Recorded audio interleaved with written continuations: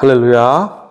사랑하는 UMF쇼 성도 여러분들, 주님의 사랑으로 환영하고 축복합니다. 잘 오셨습니다. 인사하시겠습니다. 잘 오셨습니다. 잘 오셨습니다. 잘 오셨습니다. 반가운 소식 하나 전해드리겠습니다.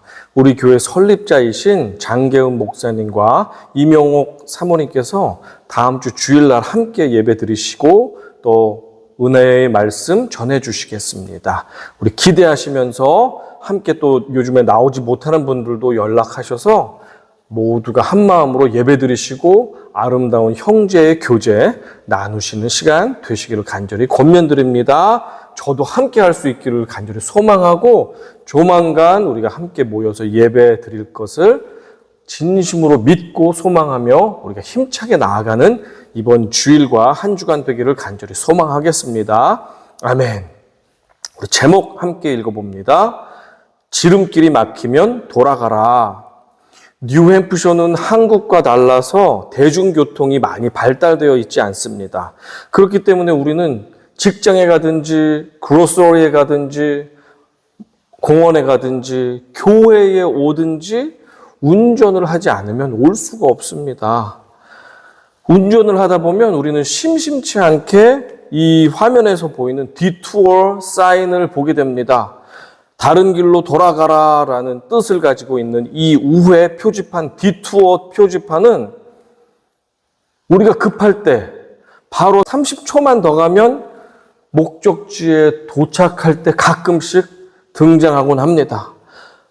중요한 미팅이나 어려운 병원 예약을 잡았는데 디투어 표지판이 목적지 바로 앞에 있을 때 얼마나 당황되고 짜증이 많이 납니까? 그때 우리가 할 수 있는 것이 무엇입니까? 그 사인에 순종해서 돌아서 가는 것입니다. 때로는 30초면 갈 거리를 트래픽도 막히고 길이 꼬불꼬불해서 5분, 10분, 20분이 걸린 적도 사실 있습니다. 그러나 우리가 할 수 있는 최선은 돌아가는 것입니다. 왜냐하면 분명히 지금 앞에서는 상하수도 공사가 있거나 전기 공사가 있거나 도로 포장하는 공사가 있거나 아니면 대형 교통사고가 나서 처리 중에 있을 것이기 때문입니다. 지름길이 막힐 때는 우회로로 돌아가야 합니다. 사진에서 여러분이 보고 계신 이 여자분은 한때 대한민국 최고의 인기 아나운서였던 KBS 출신의 손미나 아나운서입니다. 그녀는 전성기 때 하루에 4가지 프로를 동시에 촬영을 할 정도로 아주 몹시도 바쁘고 인기가 많은 그런 아나운서였습니다. KBS에서 10년 동안 근무를 했는데 10년 동안 촬영해서 방영한 프로그램의 숫자가 5,000개가 넘었다고 합니다. 이 10년 동안 5,000개라는 말의 뜻은 대한민국 사람들이 TV만 켜면 매일 하루에 1.5개의 방송에서 그녀가 출연했다는 말이 되겠습니다. 그녀는 10년 중에 5년간은 단 하루도 쉬지 않고 주 7일 근무를 했습니다. 그녀는 누구보다도 성공과 인기를 향해서 지름길로 달렸던 사람이었습니다. 모두가 부러워했습니다. 그러나 자신만큼은 고통스러웠습니다. 스포트라이트를 화려하게 받고 있었지만 자신의 육체와 정신은 무너지고 있는 것을 그녀가 느끼고 있었습니다. 안 되겠다 싶어서 지인들, 주변 사람들에게 내가 휴직이라도 해야지 살 것 같다라고 하면서 의논했습니다. 저마다 만류했습니다. 미쳤어? 지금 당신이 이 인기 있는 자리에서 내려오면 다음에 복직하고 나면 그 인기는 더 이상 가질 수 없어. 다른 사람들이 그 자리를 다 가로챌 거야. 후회할 짓을 하지 마. 라고 하면서 모두가 말렸습니다. 하지만 그녀는 살기 위해서 휴직계를 내고 스페인 바르셀로나로 유학을 떠나게 되었습니다. 바르셀로나 대학에서 석사 학위를 공부하면서 그녀는 비로소 잠시 인생을 돌아볼 수 있게 되었습니다. 미친 듯이 앞만 보며 지름길로만 달려왔던 자신의 인생을 돌아보게 되었고 그녀는 비로소 자신의 삶의 무엇이 중요하고 무엇이 우선순위인지를 깨닫게 되었습니다. 그때부터 그녀는 전 세계를 여행하며 돌아다니기 시작했고 자신이 세계를 다니면서 배우고 느끼고 경험한 것을 글로 써서 책으로 출간을 하기 시작했습니다.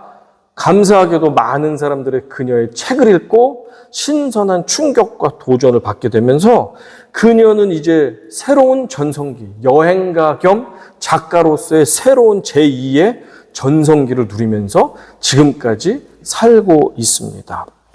많은 사람들이 지금도 그녀에게 질문한다고 합니다. 성공의 지름길로 달려가다가 갑자기 우회로로 빠져나간 것을 후회하지 않습니까? 라는 식의 질문들을 많이 한다고 하는데 그녀의 대답은 한결같습니다. 아니요, 저는 조금도 후회하지 않습니다. 그렇습니다, 여러분. 지름길이 막혔다면 돌아가야만 합니다. 이제 광야 생활이 1년도 채 남지 않은 이스라엘 백성들, 그들은 지난 40년간의 광야에서의 고통스럽고 어려웠던 시간들에 대한 보상 심리가 작동해서인지 모르겠지만 마음이 다급해졌습니다. 지도에 보시면 이들이 머물고 있는 가데스 바네아는 가나안 땅의 최남단에서 거리가 멀지 않은 곳입니다.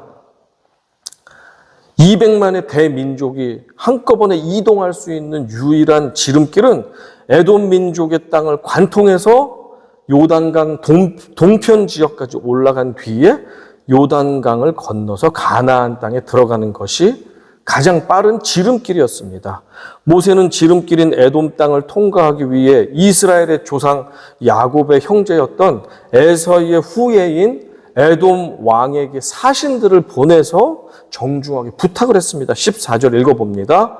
모세가 가데스에서 에돔 왕에게 사신을 보내며 이르되 당신의 형제 이스라엘의 말에 우리가 당한 모든 고난을 당신도 아시거니와.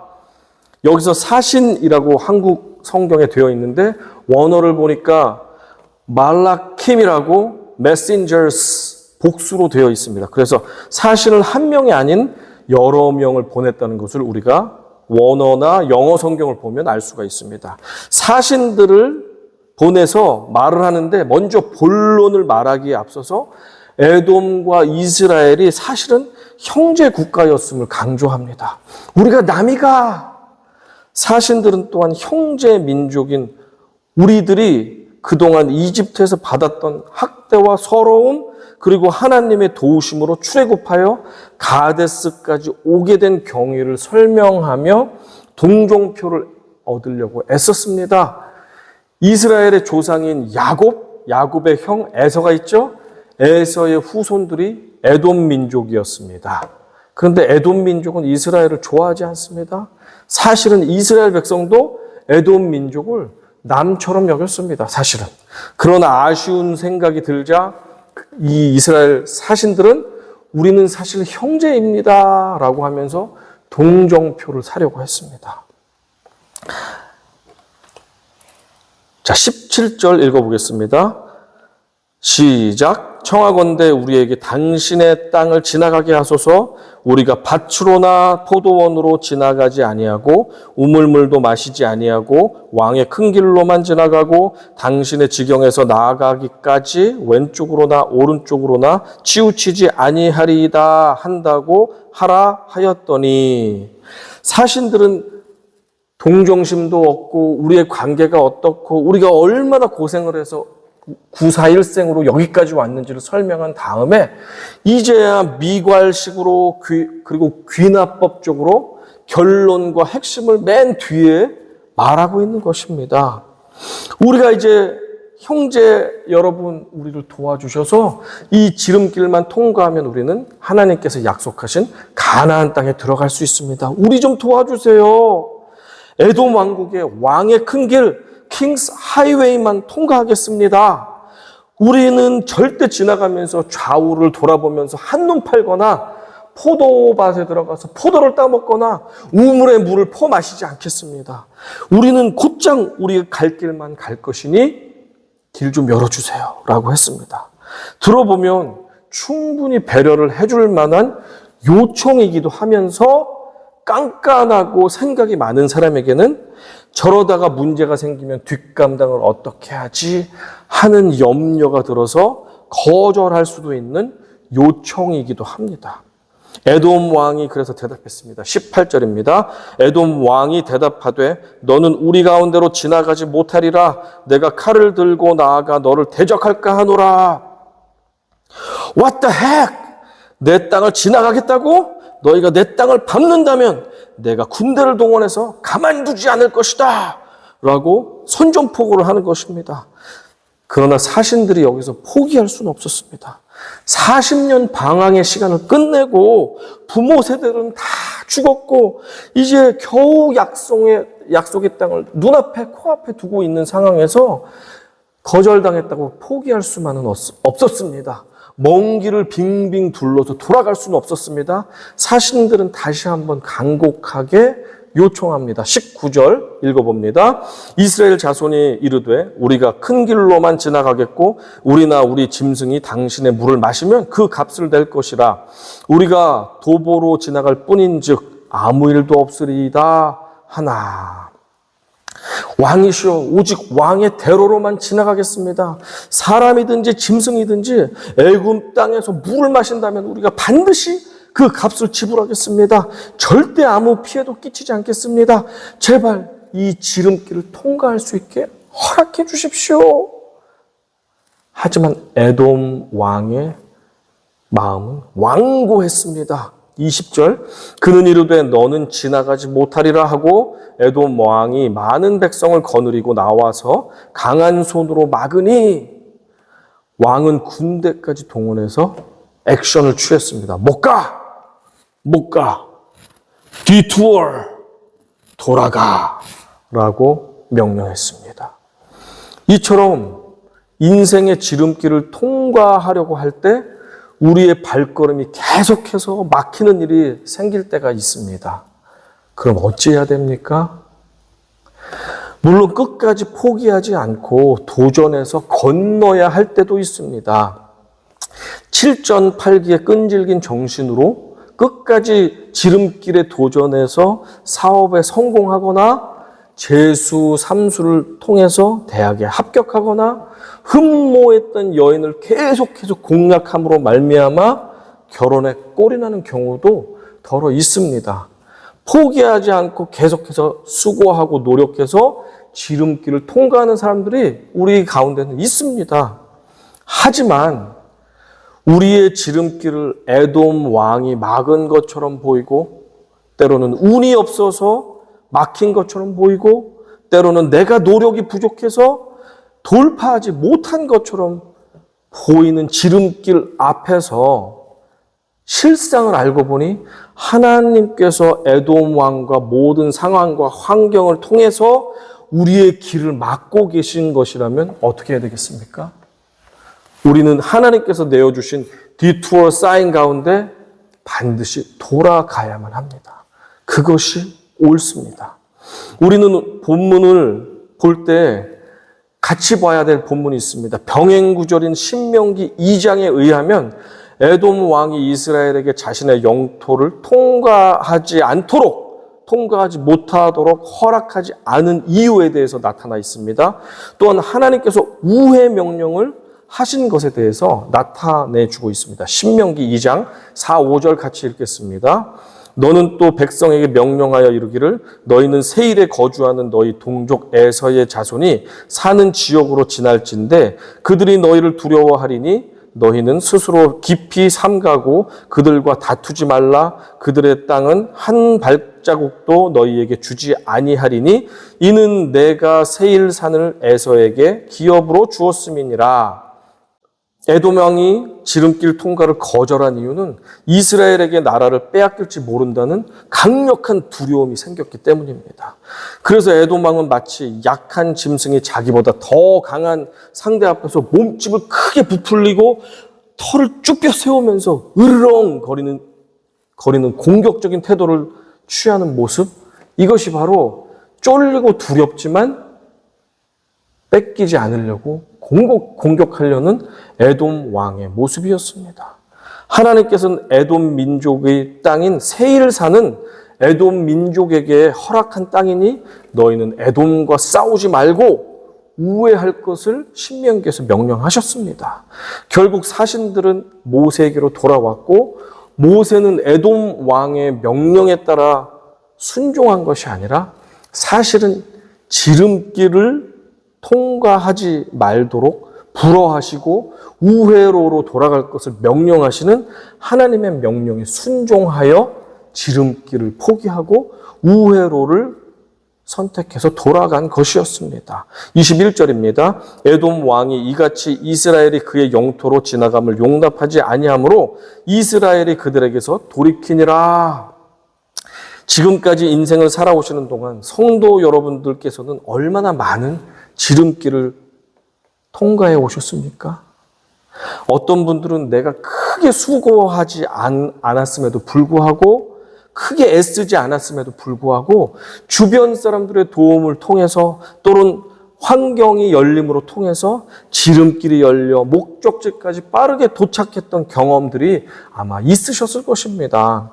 어떤 분은 결혼의 길이 일사천리로 열리기도 했고 어떤 분은 직장이나 사업장에서 지름길이 열리기도 했을 것입니다. 또 어떤 분은 비자나 영주권의 문제가 홍해가 갈라지듯이 지름길이 열리면서 순탄하게 급속히 진행됐던 경험도 있으셨을 것입니다. 어떤 분은 오랫동안 기도하며 애타하며 고민하며 아파했던 그 문제가 하루아침에 하나님의 때가 도달하자 길이 열리면서 지름길로 달려나갔던 그런 순간들도 경험하셨을 것입니다. 물론 인생에서 지름길을 통과하는 것은 적은 수고로 목적지에 도착할 수 있기 때문에 좋은 일일 것입니다. 축복이 될 수 있을 것입니다. 하지만 우회로로 돌아간다고 해서 너무 속상해하지 마십시오. 돌아가는 것이 때로는 더 큰 축복을 위한 것일 수 있기 때문입니다. 저 같은 경우에는 35세 장가를 가게 되었습니다. 30이 넘어서자 장가가 가고 싶어서 마음에 조급증이 왔습니다. 그래서 열심히 기도하고 새벽 기도마다 나가서 배우자 상을 종에 빼곡히 적어놓고 기도했습니다. 그리고 기회가 되면 소개팅도 받고 선도 보면서 그렇게 최선을 다해서 노력도 했습니다. 하지만 이 사람이다 싶은 생각이 드는 사람을 제대로 만나지를 못했습니다. 간혹 관심이 생기는 여자분이 만날 때가 있었습니다. 그러나 제가 관심이 있다고 해서 상대방도 저에게 관심이 있는 것은 또 다른 문제였습니다. 또 저는 관심이 없는데 어떤 이성분은 저에게 관심을 표명하기도 하였습니다. 그러니 인연이 되지 않고 몇 년의 시간이 흐를 수밖에 없었습니다. 처음에는 속상하고 하나님 저의 기도를 잊으셨습니까? 저 이렇게 놔두실 것입니까? 하면서 원망과 불평도 들었습니다. 하지만 이제 와서 돌이켜서 생각해 보니까 하나님께서는 제가 최소한의 가장의 역할을 할 수 있도록 남편과 아버지의 역할을 최소한 낙제점은 모면할 수 있을 때까지 하나님께서는 저를 결혼이라는 목적지를 향해서 지름길이 아닌 우회도로 돌리고 돌려서 그 가장의 최소한의 준비가 될 때까지 저를 훈련하고 연단시켰다는 사실을 깨닫게 되었습니다. 여러분의 인생 가운데 막힘이 있습니까? 하나님은 여러분을 더 준비시켜서 하나님을 의지하여 주님과 동행하여 목적지에 도달하기를 원하십니다. 그 목적지의 주인이 될 자격과 자질을 갖추시기 위해서 하나님은 우리를 일부러 우회로로 돌리실 수 있는 분이라는 사실을 여러분 깊이 생각해 보시기 바랍니다. 그래서 꽉꽉 찬 나이에 저는 우연히 저희 아내를 만나게 되었고 그것이 얼마나 하나님의 은혜이고 감사의 제목인지 비로소 깨닫게 되었습니다. 지름길이 계속해서 막히고 계십니까? 그렇다면 과감히 우회로로 돌아가시기 바랍니다. 류시와 시인은 그의 책 새는 날아가면서 뒤돌아보지 않는다 해서 이렇게 우리에게 조언해 주고 있습니다. 때로는 우회로가 지름길이다. 삶이 우리를 우회로로 데려가고 그 우회로가 뜻밖의 선물과 상상하지 못한 만남을 안겨준다. 방황하지 않고 직선으로 가는 길은 과정의 즐거움과 이야기를 놓친다. 많은 길을 돌고 때로는 불필요하게 우회하지만 그 길이야말로 제대로 가고 있는 것일 수 있다. 헤매는 것 같아 보여도 목적지에 도달해서 보면 그 길이 지름길이자 유일한 길이다. 제가 알기로 류 씨와 시인은 그리스도인이 아닙니다. 그런데 그는 자신이 알고 있는지 모르고 있는지 모르지만 성경에서 말씀하시는 그 원리를 자신의 글을 통해서 선포하고 있습니다.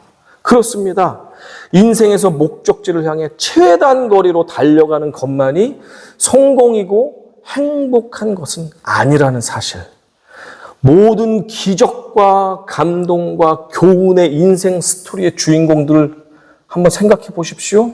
그들의 한결같은 공통점은 인생을 지름길로 달린 것이 아니라 우회로를 빙글빙글 거쳐 돌아갔던 사람들이라는 사실입니다.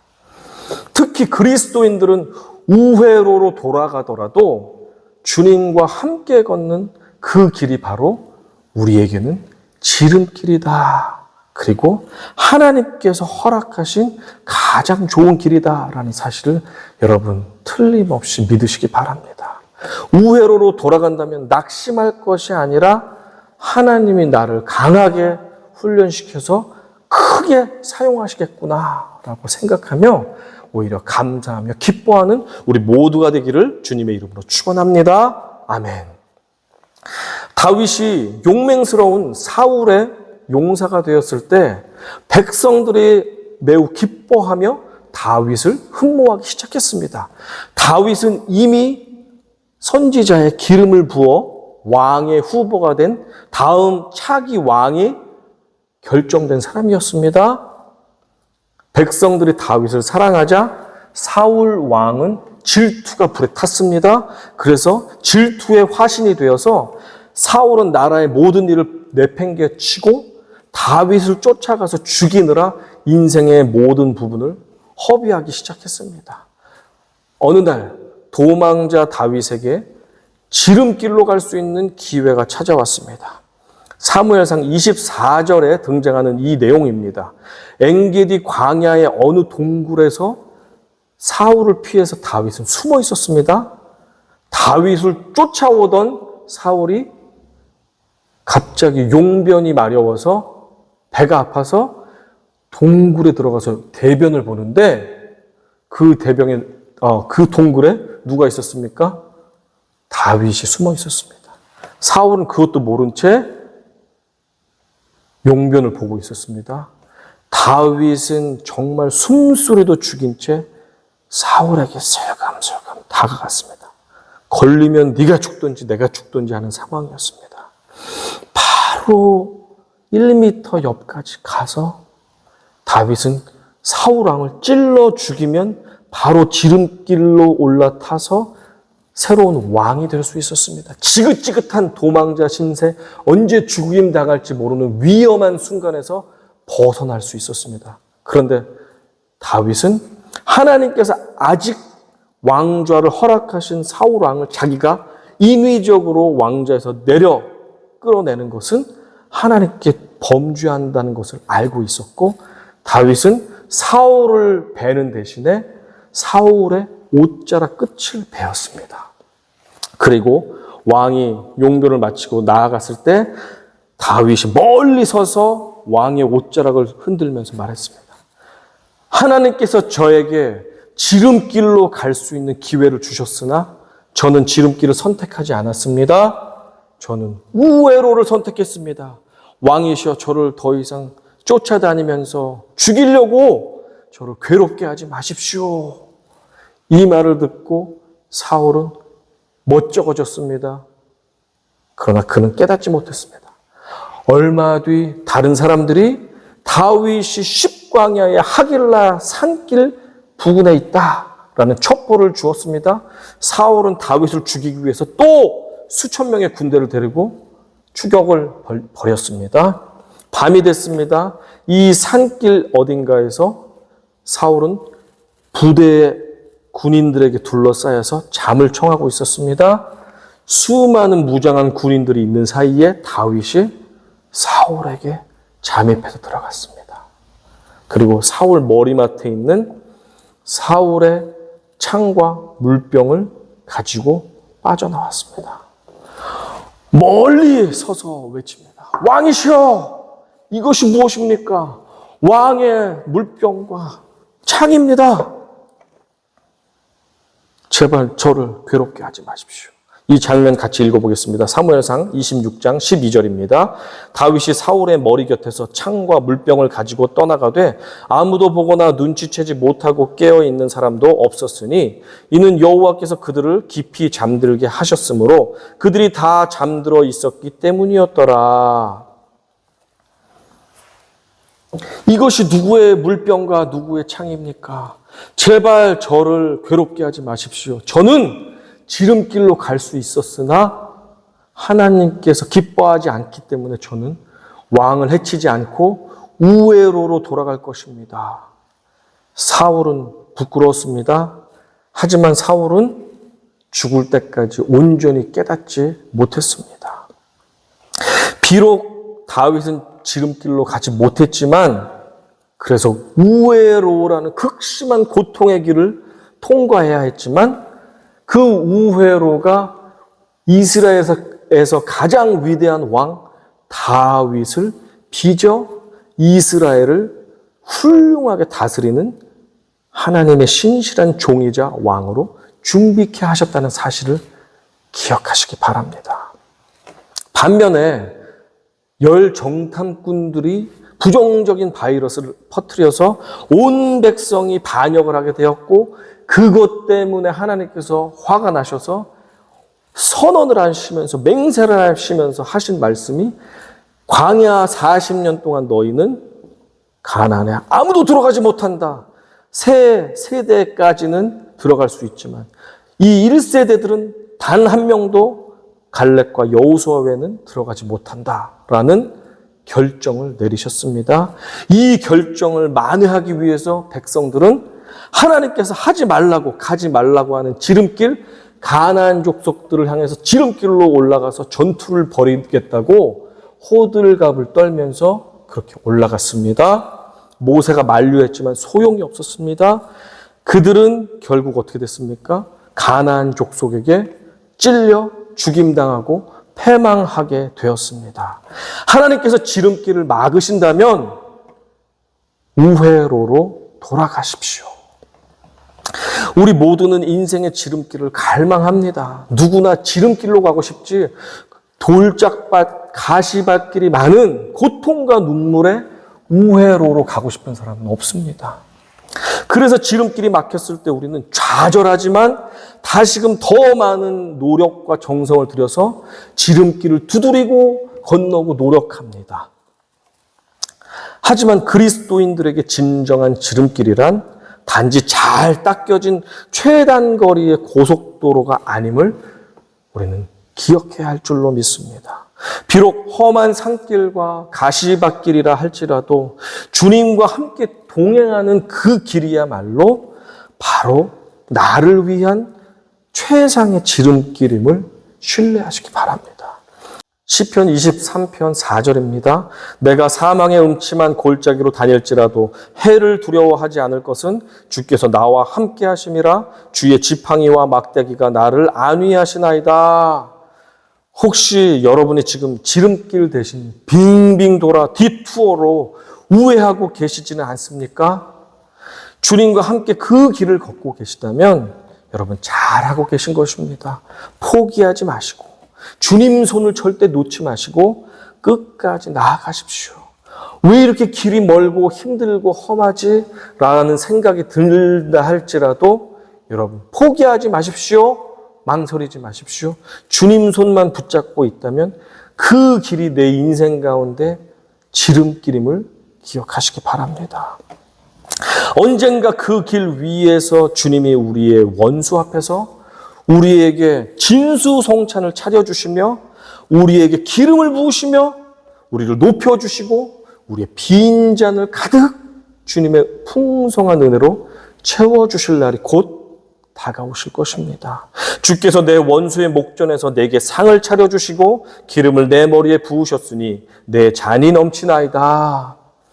어느 날 내가 주와 함께 걸어왔던 그 길들을 되돌아볼 때 내 입술이 다윗이 했던 그 고백과 동일한 고백을 하는 날을 만나게 되실 것입니다. 내 평생의 선하심과 인자심이 반드시 나를 따르리니 내가 여호와의 집에 영원히 살리로다. 지름길이 계속해서 막히고 계십니까?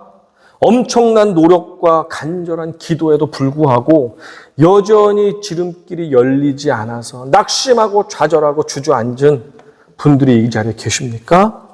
그렇다면 한번 생각해 보십시오. 하나님께서 나를 위해 계획하신 지름길은 바로 눈에 보이는 아주 짧은 이 길이 아니라 디투어라는 사실도 생각해 보시기 바랍니다.